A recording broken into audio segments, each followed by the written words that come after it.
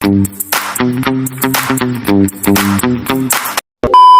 mga langga, kamusta nga po tayong lahat? Nag-i-edit ka din ba sa CapCut at hindi mo alam kung paano tanggalin yung CapCut na logo na usually nakikita natin sa huling part ng video natin. So, ito na yung pagkakataon mo, tapusin mo lang to nang sa ganun magawa mo, gawin mo na sa pag-i-edit para nang sa ganun wala nang nagpa-front na CapCut na logo tuwing mag-i-edit ka.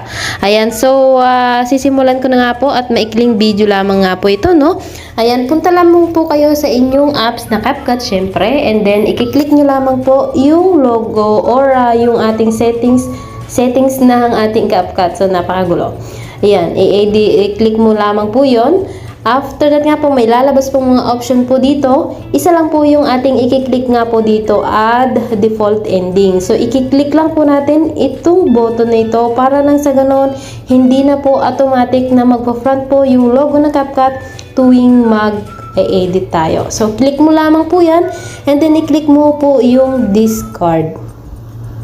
Kung mapapansin nyo na off na po yung ating button. So, i-back nga po natin yan and then magta-try nga po tayo mag-edit ng maikling video lamang nga po para may pakita po sa inyo kung talaga po bang nawala yung logo ng CapCut. So, ito po, itatry ko po, no? Kung mapapansin nyo, dito na nga po siya, no? Ayan, mapapansin nyo, sa huling part nga po, wala na pong magpa-front na logo na CapCut. Kasi nga po, na-off na nga po natin yan.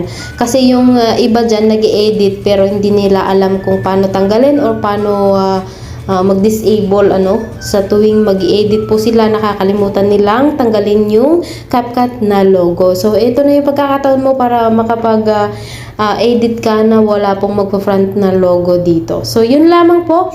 At sana nakatulong itong video ito sa'yo. Ayan, bigyan mo naman ako dyan ng like, share, comment at subscribe. Huwag mo na din kalimutan i-click ang bell button para ma-notify ka sa susunod kong upload na video. Maraming salamat and thank you.